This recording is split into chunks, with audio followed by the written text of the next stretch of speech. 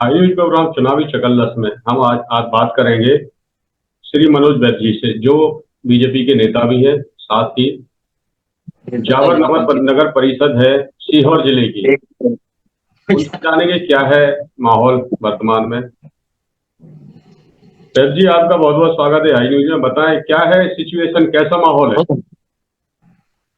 भाई साहब, माहौल तो जहाँ तक है, क्योंकि ये क्षेत्र माननीय सीएम साहब का क्षेत्र है जी और आस्था विधानसभा में ये जावर तहसील आती है और यहाँ पर नगर परिषद में मैं अध्यक्ष प्रतिनिधि हूँ। जी निश्चित रूप से अभी जिस तरह के हालात है नगर परिषदों में, अभी हमें कर्मचारियों को तनख्वाह देने के लिए भी बड़ी दिक्कत हो रही है। जी विकास कार्य के लिए तो पैसे सरकार देती है और निश्चित रूप से दिया भी है, लेकिन फिर भी जो इंटीरियर व्यवस्थाएं चलाने के लिए अभी थोड़ा हमको जूझना पड़ रहा है। नहीं, आपको क्या लगता है इस बार हवा कैसी है, क्या है, बीजेपी रिटर्न होगी। निश्चित रूप से, क्योंकि मैं तो भाजपा का कार्यकर्ता हूँ, तो भाजपा इस क्षेत्र में बहुत मजबूत स्थिति में है। जी माननीय मुख्यमंत्री जी और कार्तिकेय चौहान जी जो उनके पुत्र हैं, उनसे मेरी मुलाकात हुई थी, तब शुरुआत में मैं जीता तो विकास के लिए जो भी राशि देनी थी उन्होंने दी है, तो इसलिए क्षेत्र तो भाजपा का मजबूत गढ़। भाजपा का गढ़ मजबूत है, लेकिन नगर परिषद में क्या विकास किया है आपने। एक साल लगभग हो गया है, एक साल तो इसके पहले आपकी फैमिली से अध्यक्ष थे जी शैलेश बैद। जी जी उसके बाद आप आए हैं, इसमें इस दौरान बीच में जी 2 साल के लगभग प्रशासनिक काल रहा है। जी। कैसी व्यवस्थाएं रही प्रशासनिक काल का। मैं सुना है प्रशासनिक जो कार्यकाल रहा है उसमें नगर परिषदों की हालत बहुत खस्ता हो गई। जी जी। फिर से थोड़ा सा रिपीट करेंगे, मैंने सुना नहीं। नहीं, मैं ये कह रहा हूँ जो प्रशासनिक कार्यकाल रहा है लगभग 2 साल, 2 वर्ष में नगर परिषद जी, की हालत इतनी खस्ता हो चुकी है कि उनका मैनेजमेंट मिलाना मुश्किल है। तो ऐसे कैसे करेंगे आप विकास। देखिए, जहां तक विकास की बात है, विकास के कार्यों का हमने भूमि पूजन माननीय विधायक जी के नेतृत्व में कर ही दिया है। विकास जी चल रहा है, क्योंकि बारिश की वजह से कुछ काम रुके हमारे। जी लेकिन फिर से मैं कह रहा हूँ कि विकास में दिक्कत नहीं आ रही, लेकिन हमें जो दिक्कत आ रही है वो इंटीरियर व्यवस्थाएं सुधारने में आ रही है। जी। क्योंकि अभी नई पद्धति से चुनाव हुए तो उसकी वजह से भी कहीं ना कहीं थोड़ी दिक्कत हमको आ रही है। थोड़ी दिक्कत आ रही है, बहुत दिक्कत आ रही है। अब उसको मैं बोल सकता हूँ दिक्कत तो बहुत है, जी। नहीं लेकिन तो वही माननीय यमुना वही सेन है। जी हमारे जो यूनियन के जो अध्यक्ष है, जी जो हमारी नगर परिषद और ये नगर पालिकाओं के, उनके नेतृत्व में भी हम माननीय मुख्यमंत्री जी और माननीय हमारे जो नगरीय प्रशासन मंत्री भूपेंद्र सिंह जी से मिले। जी। बहुत सारी मांगे उन्होंने रखी है और उन्होंने मानने का वादा भी किया, लेकिन अब तक कोई उचित जवाब अभी तक आया नहीं सरकार की तरफ से। तो ऐसे में क्या ऑप्शन रहेगा आपके पास, क्या रुख करेंगे आप। देखिए, अब चूंकि सारे अध्यक्ष हम मिलकर के बात कर रहे हैं, तो जो निर्णय माननीय अध्यक्ष महोदय करेंगे उनके साथ में सहयोग के रूप में हम खड़े। भाई देवे शासन आपकी मांगे नहीं मानती है तो क्या ऑप्शन रहेगा आपका, क्या आंदोलन की राह पकड़ेंगे। देखिए, आंदोलन का जहां तक मेरा सवाल है, अगर ताकत से बात की जाएगी तो ये निश्चित रूप से बात मानी जाएगी, लेकिन जी उस ताकत से बात हो नहीं रही है मुझे लगता है। जी। और उस ताकत से बात हो जाएगी अध्यक्षों की तरफ से तो वो बात आंदोलन तक जाने की जरूरत पड़ेगी नहीं मेरे ख्याल से। लेकिन अगर जरूरत पड़ी तो जो माननीय अध्यक्ष जी और सब अध्यक्ष करेंगे निर्णय, वो हम उसके साथ हैं। आपको क्या लगता है मध्य प्रदेश में शिवराज सिंह चौहान एक पे एक योजनाएं दिए जा रहे हैं। अभी लाडली बहना योजना दी है, उसके बाद उसके पहले लाडली लक्ष्मी योजना चल रही है, स्कूटी जी आ रहे हैं, लैपटॉप बांटे जा रहे हैं। ऐसे लग रहा है आपको कि वापस से बीजेपी आएगी। प्रदेश के प्रधानमंत्री नरेंद्र मोदी जी का लगभग कंटिन्यू दौरा जारी है मध्य प्रदेश में। अभी 25 दिन के अंदर 25 तारीख तक इस महीने में 3 दौरे हैं प्रधानमंत्री मोदी के मध्य प्रदेश। जी। प्रधानमंत्री मोदी के इस महीने में 3 दौरे हैं मध्य प्रदेश में। नेटवर्क की प्रॉब्लम है, कॉल आ रहा है आपको, उसको डिस्कनेक्ट कर दें। हाँ अध्यक्ष जी बताएं जी सर। क्या तो कारण ये है। योजना, क्या कारण है कई बार दौरे लग रहे हैं, इस महीने में 3 बार दौरा है देश के प्रधानमंत्री नरेंद्र मोदी जी का मध्य प्रदेश देखिए, दोनों की जहां तक बात है, वो देश के प्रधानमंत्री होने के साथ साथ एक भारतीय जनता पार्टी के नेता भी। में। जी और चूंकि भारतीय जनता पार्टी के प्रधानमंत्री पद के उम्मीदवार रहे पार्टी की तरफ से, इस बार भी उम्मीदवार हैं, तो उनका भी दायित्व बनता है कि मध्य प्रदेश हो या किसी भी राज्य में चुनाव हो तो ये प्रधानमंत्री के नाते आना और एक पार्टी के कार्यकर्ता के नाते आना उनका स्वाभाविक है कि वो मध्य प्रदेश में आना उनका तय है। ये ठीक है, लेकिन वर्तमान में एक देश एक चुनाव की बात चल रही है, क्या इससे क्या बेनिफिट होगा एक देश एक चुनाव? आपको लग रहा है देखिए कि ये ये संभव है? सरकार, नहीं नहीं, देखिए सरकार चाहे तो संभव है, लेकिन ये सरकार ने किसी ने तो सोचा होगा कि ये इससे क्या फायदे होने वाले हैं देश को, तो वो उसी के बाद इन बातों की चर्चाएं देश में होने लगी है। कोई ना कोई फायदा तो अवश्य होगा, तभी बड़े नेताओं ने इसको तय करा है कि एक नेशन एक वन नेशन वन चुनाव की बात हो रही है। निश्चित रूप से उसका फायदा शायद जनता को मिले। एक और तो ये है कि फायदा इसका बेनिफिट ये सोच सकता है, बार बार चुनाव होते हैं, आचार संहिता लगती है, हजारों करोड़ रुपए खर्च होते हैं, ये बच सकते हैं। लेकिन दूसरी ओर ये भी ब्लेम लगाया जा रहा है आम आदमी पार्टी दूसरी पार्टियों द्वारा, अभी तो 5 साल चुनाव होते हैं, अगर ऐसे में 5 साल में एक बार चुनाव हुए तो ये गैस सिलेंडर जो अभी 1,000 रुपए 1,200 का मिल रहा है वो 5,000 का मिलेगा, तो फिर थोड़ी बार बार चुनाव में जाना है। नहीं नहीं, ये इस तरह का तो अफवाह फैलाने का काम विपक्ष करते ही है। ये तो आप भी जानते हैं आकाश भाई कि इस तरह की बातें करना तो ये बेबुनियाद बातें, 5,000 का तो डीजल पेट्रोल होगा नहीं, ये तो गुमराह करने की बात है जनता को। इतना बड़ा फैसला अगर कोई सरकार ले रही है तो वो इसलिए नहीं ले रही कि डीजल पेट्रोल के भाव उनको बढ़ाने होंगे भविष्य में। बचाना है देश को, पैसे बचाने हैं। 2 चुनाव होते हैं तो आप निश्चित रूप से हर बार चुनाव में जनता वो प्रशासन पूरा लगता है तो वो खर्चा तो होता है। उस खर्चे को बचाने के लिए सरकार इस तरह की चुनाव की योजना लाने वाली है, और लाएगी तो निश्चित रूप से जनता को फायदा होगा।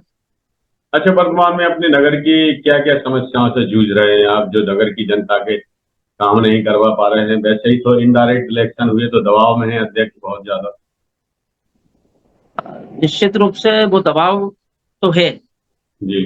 लेकिन फिर भी अब पूरी कोशिश कर रहे हैं कि जनता में उस तरह का मैसेज ना जाए और हम बस विकास की बात करें, और विकास के लिए लगातार सुबह शाम वो वही सोच रखते हैं कि अच्छे से विकास नगर का हो जाए बस। और वो पार्षदों से भी यही निवेदन करते हैं कि आप हम सबका सपोर्ट करें, क्योंकि सरकार अभी चुनाव में जाने वाली है, जी। तो जो भी राशि हमको मिली उसको सही तरीके से हम लगा लें और सही तरीके से हमारा विकास शुरू हो जाए।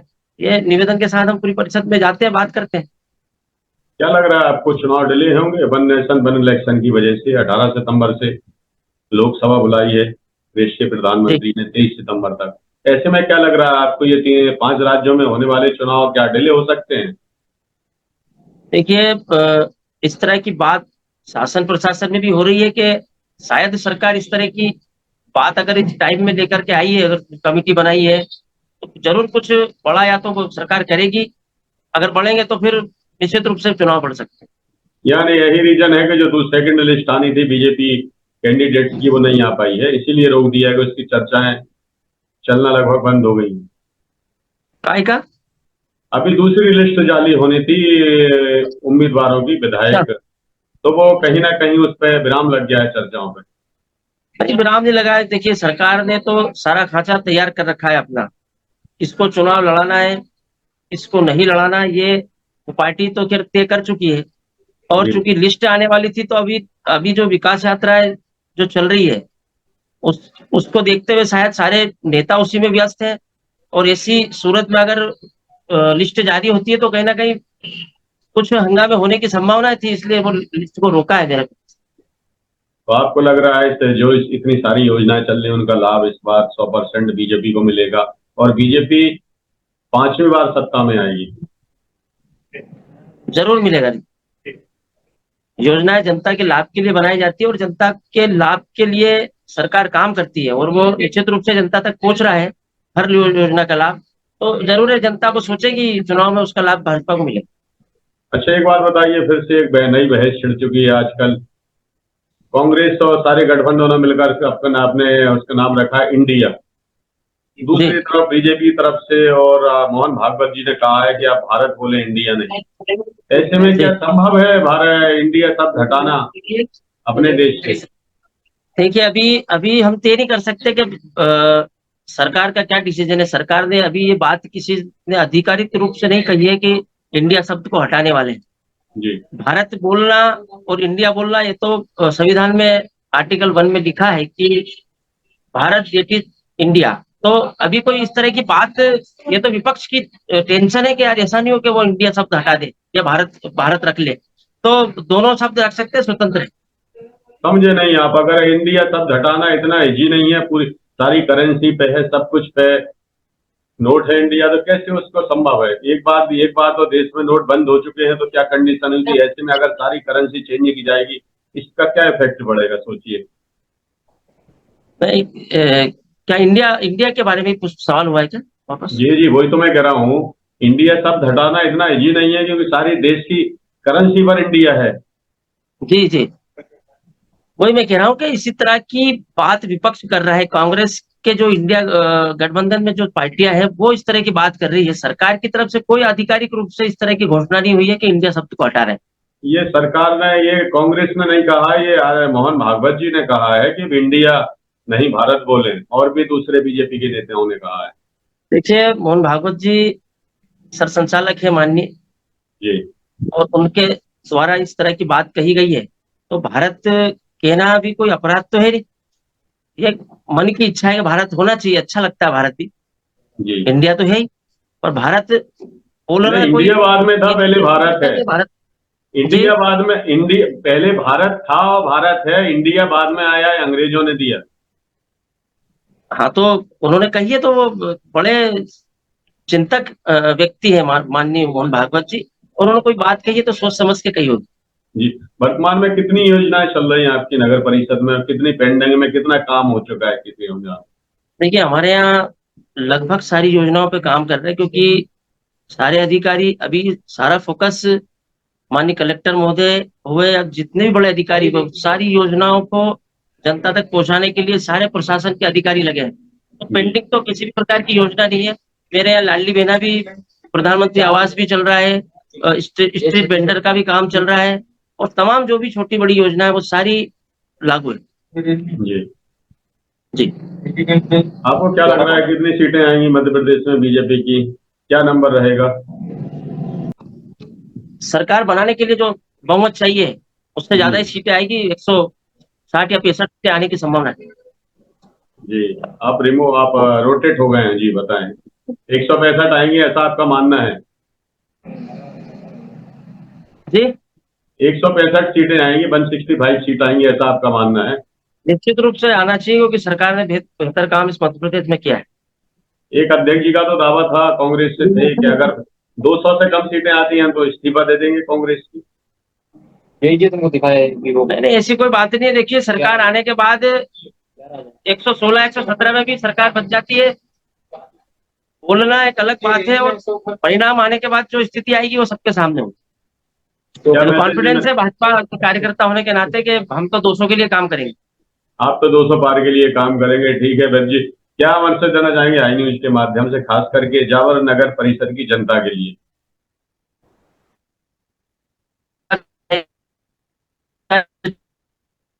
आप अपने यहाँ का नेटवर्क दुरुस्त करवाइए पहले, तो फिर प्रॉब्लम आती है नेटवर्क में, डिजिटल युग है।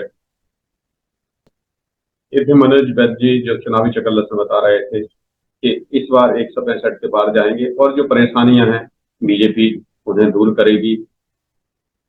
देखते रहिए चुनावी चकल्लत सिर्फ हाई न्यूज पर।